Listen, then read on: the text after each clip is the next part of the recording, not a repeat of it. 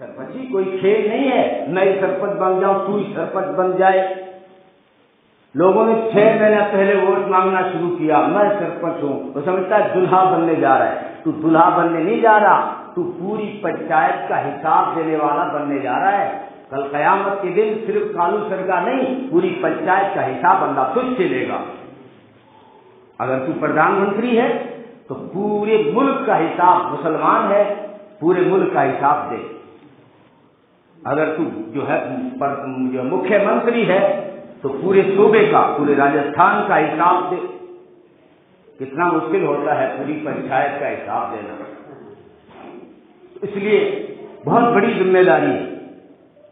حضرت عثمان بن عفان رضی اللہ تعالیٰ عنہ نے حضرت عمر بن عبداللہ رضی اللہ تعالیٰ عنہما سے فرمایا کہ تم قاضی بن جاؤ، میری حکومت میں تم قاضی بن جاؤ۔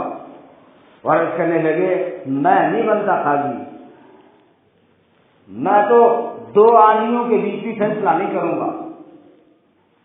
تو حضرت عثمان بن عفان رضی اللہ تعالیٰ عنہ نے فرمایا تیرے والد صاحب تو امیر المومنین تھے، وہ تو فیصلے کیا کرتے تھے، حضرت عمر بن خطاب تو امیر المومنین تھے، 22-23 لاکھ مربع میل کے حکمران تھے، وہ تو فیصلے بھی کیا کرتے تھے۔ تجھے فیصلوں سے اتنی نفرت کیوں ہے؟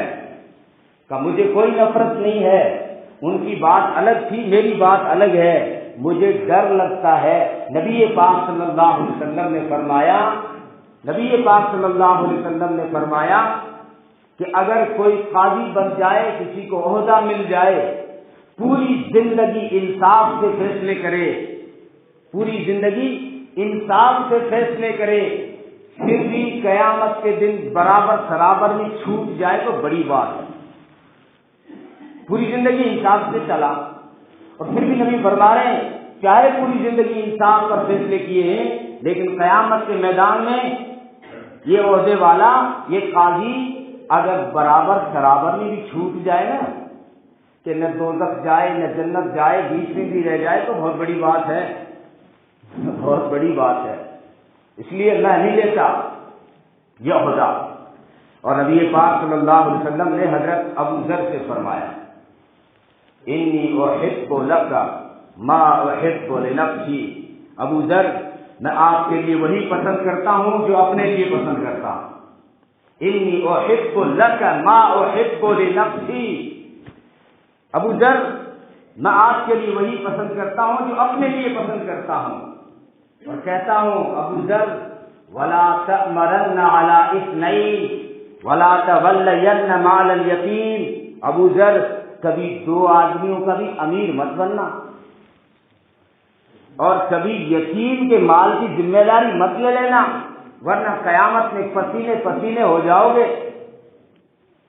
یہ ذمہ داری کوئی کھیل نہیں ہے، بہت بڑی ذمہ داری ہے، بہت بڑی ذمہ داری ہے۔ اس کی جو خواہش رکھتا ہے اسلام میں اس کو اہل نہیں قرار دیا جاتا۔ حضرت ابو ذر نے مانگا تھا عہدہ، اللہ کے رسول مجھے کچھ عہدہ دے دیں، تو میں نہیں دے سکتا، کمزور ہو، اس کا بوجھ بہت ہے، تم نہیں اٹھا پاؤ گے، نہیں اٹھا پاؤ گے۔ تو اپنی طرف سے سوال کرنا۔ حضرت عبد الرحمن بن سمورہ سے فرمایا کہ عبد الرحمن اگر تم سیاست اور حکومت یا کوئی عہدہ لینے کی خواہش رکھتے ہو تو پھر تمہیں اسی کے حوالے کر دیا جائے گا، لیکن تمہاری تمنا اور خواہش نہیں ہے، لوگ تمہیں اگر عہدہ دے دیں تو پھر اللہ کے فرشتے زمین پہ اتر کے تمہاری مدد کریں گے۔ میرے جی میں نہیں تھا سرپنچ بنو، گاؤں والوں نے کہا بننا پڑے گا، اب بن رہا ہوں تو اللہ کے فرشتے مدد کریں گے۔ اور میں 6 مہینہ پہلے سے نعرے لگا رہا میں بنوں گا اب کی بار۔ ہر گاؤں میں دیکھا نہیں آپ نے، پی سر ادھر بجران سر سماچار لیتے ہوں گے آپ، 5-5 6-6 7-7 دعوے دار سرپنچ کے، میں بنوں گا اب کی بار، میں بنوں گا۔ اگر اب پہلے سے تمنا رکھتا ہے تو پھر اس کو اسی عہدے کے حوالے کر دیا جائے گا، خدا کی کوئی مدد اس کے ساتھ نہیں ہوگی۔ اس کا مطلب کیا ہر حال میں عہدہ مانگنا اسلام میں منع ہے؟ نہیں۔ میری بات کو آپ غور سے سنیں گے، میں بہت نازک بات کرنے لگا ہوں آج، میرا کوئی مقصد نہیں ہے یہاں کی سیاست سے، میری بات چونکہ بہت جگہ سنی جاتی ہے، اس لیے میں جو ہے دوستوں کی فرمائش پر یہ موضوع میں نے انتخاب کیا ہے، لیکن اسلامی اصول پہ بول رہا ہوں اور بات ریکارڈ ہو رہی ہے، ایسے نہیں کہ بات گھما دی، اسلام کی بات کو گھمانے سے اللہ بچائے۔ کیا اسلام میں عہدہ مانگنا منع ہے؟ نہیں، ہر حال میں منع نہیں ہے۔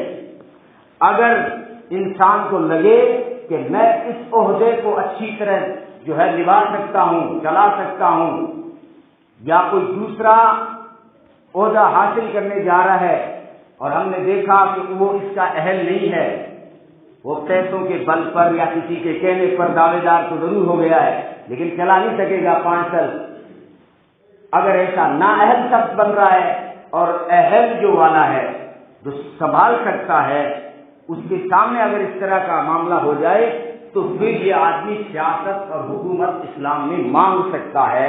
جیسے قرآن میں آپ کو بتاؤں، یوسف علیہ السلام نے جب بادشاہ کو خواب کی تعبیر بتلائی، بادشاہ نے کیا خواب دیکھا تھا کہ میں نے 7 موٹے گائے دیکھی، 7 پتلی گائیں دبلی پتلی دیکھی، وہ 7 دبلی پتلی گائیں جو ہے موٹی گاؤں کو کھا گئی۔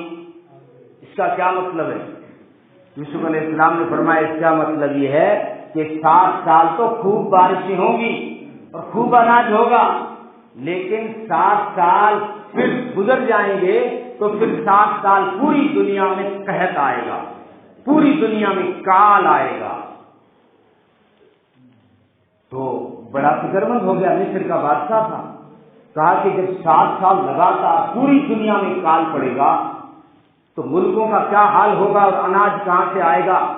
اس بحران سے ہم اپنے مصر کو کیسے بچائیں؟ اب یوسف علیہ السلام کو پتا تھا کہ اس عہدے کو میں صحیح طور پہ سنبھال سکتا ہوں، اس لیے انہوں نے کہا مجھے آپ دھان منڈی کا منتری بنا دو۔ کیا کہا؟ مجھے دھان منڈی کا منتری بنا دو، میں آپ کے مصر کو ڈوبنے نہیں دوں گا۔ انی، قرآن کے الفاظ ہیں، انی حفیظ علیم، میں حفاظت کروں گا اناج کی، 7 سال میں خوب جمع کر لوں گا، اور علیم کہا میں جانتا بھی ہوں حساب کتاب، میں یہ عہدہ سنبھال لوں گا، مصر کو ڈوبنے سے بچا لوں گا۔ تو بادشاہ نے کہا اگر آپ اس مصر کو 7 سال کے کال اور قحط میں بحران سے اور ڈوبنے سے بچا سکتے ہیں تو صرف دھان منڈی کا منتری نہیں، اس ملک کی حکومت ہم تیرے قدموں میں دیتے ہیں، آ جاؤ تخت پر۔ یوسف علیہ السلام کو بادشاہ بنا دیا۔ میری بات صحیح قرآن سے ثابت ہو گئی ہے؟ میں نے کیا کہا تھا؟ میں نے کہا اگر انسان جانتا ہے کہ اس عہدے کو میں صحیح سنبھال چلا سکتا ہوں تو وہ عہدے کو جو ہے مانگ سکتا ہے، امیدوار بن سکتا ہے۔ میں بنوں گا اب کی بار سرپنچ، میں کام کروں گا اس پنچایت کے، میں سنبھال سکتا ہوں۔ یوسف علیہ السلام نے کہا انی حفیظ علیم، حفاظت بھی کروں گا اور جانتا بھی ہوں، میں حساب کتاب سارا جانتا ہوں۔ تو ہر حال میں سوال کرنا منع نہیں ہے، لیکن اس کو کھیل سمجھ کے ہر آدمی دعوے دار بن جائے، یہ کھیل نہیں ہے، یہ بہت بڑی ذمہ داری ہے، بہت بڑی ذمہ داری ہے۔ اچھا، یہ صرف کھڑے ہونے والوں کی میں نے بتائی ہے، اگر وہ اہل نہیں تھا پھر بھی دعویٰ کر رہا ہے تو دھوکہ دیا، من غش فلیس منا، جس نے دھوکہ دیا وہ ہم میں سے نہیں ہے۔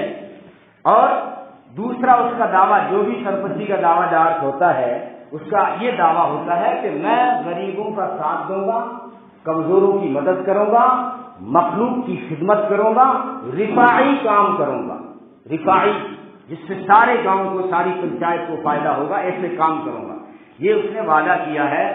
اگر یہ نیت نہیں ہے، مال اور جاہ ملے گا، بہت ساروں کا یہی ہوتا ہے، اللہ بچائے سرپنچ بنوں گا، پیسہ بٹوروں گا اور پھر جہاں بھی جاؤں گا لوگ کہیں گے آؤ سرپنچ صاحب، میرے بغیر تو 15 اگست میں جھنڈا نہیں لہرے گا، میرے بغیر شادی میں کہیں گے لوگ سرپنچ صاحب نہیں آئے۔